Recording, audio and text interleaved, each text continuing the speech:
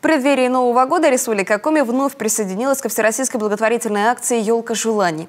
Заветную мечту Владислава Ходина исполнит первый зампредседателя правительства Коми Эльмира Ахмеева.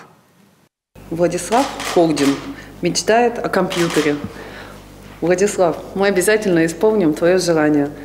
И, пользуясь случаем, хочу пожелать в новом году счастья, здоровья, благополучия и чтобы все были счастливы.